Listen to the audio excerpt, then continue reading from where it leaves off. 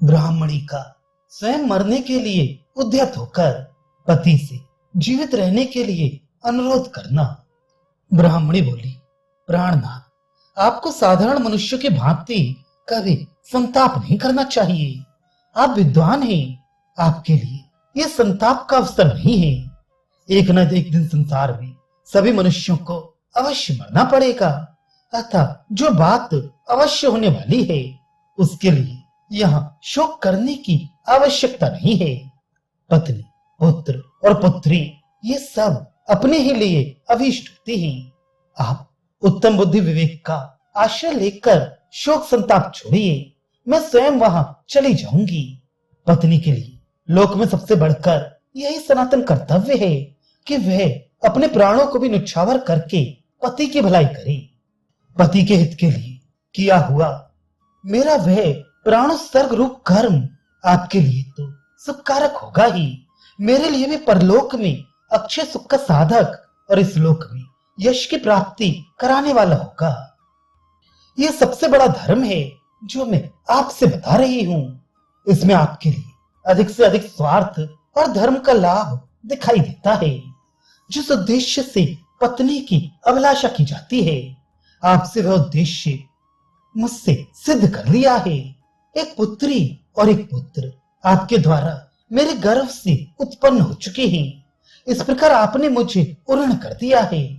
इन दोनों संतानों का पालन पोषण और संरक्षण करने में आप समर्थ हैं। आपकी तरह मैं इन दोनों के पालन पोषण तथा रक्षा की व्यवस्था नहीं कर सकूंगी।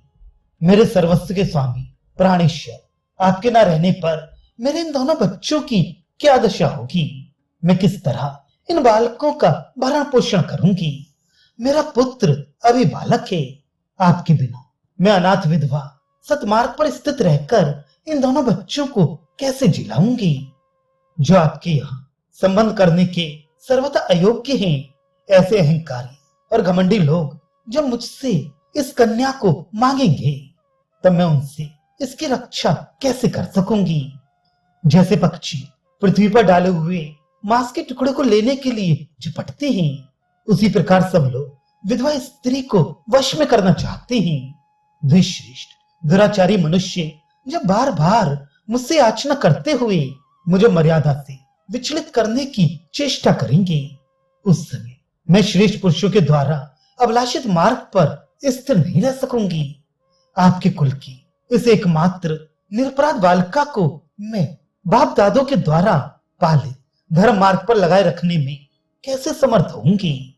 आप धर्म के ज्ञाता हैं।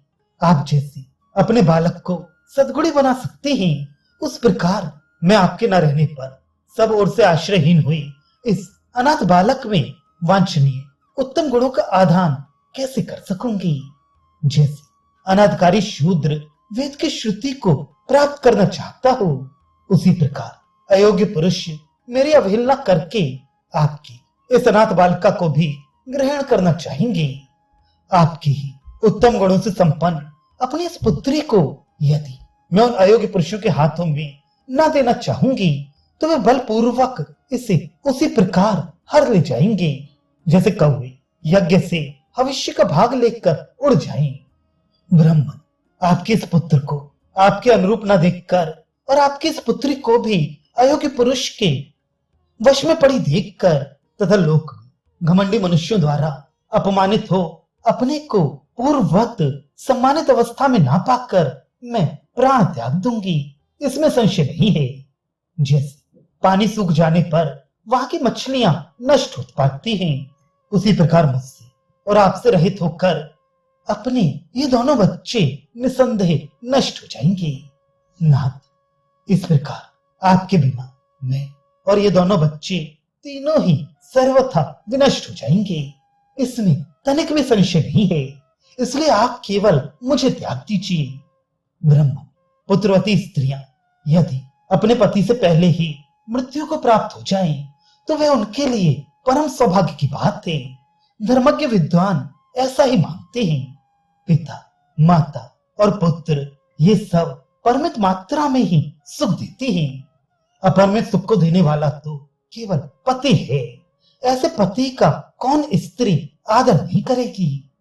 आर्यपुत्र, आपके लिए मैंने ये पुत्र और पुत्री भी छोड़ दी, समस्त बंधु बांधवों को भी छोड़ दिया और अब अपना ये जीवन भी त्याग देने को उद्यत हूं। स्त्री यदि सदा अपने स्वामी के प्रिय और हित में लगी रहे तो उसके लिए बड़े बड़े यज्ञ, तपस्याओं, नियमों और नाना प्रकार के दानों से भी बढ़कर है।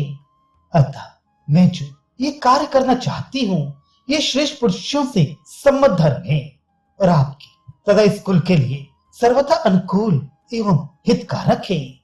अनुकूल संतान, धन, प्रिय सुहृद तथा पत्नी, ये सभी आपद धर्म से छूटने के लिए ही वांछनीय है, ऐसा साधु पुरुषों का मत है।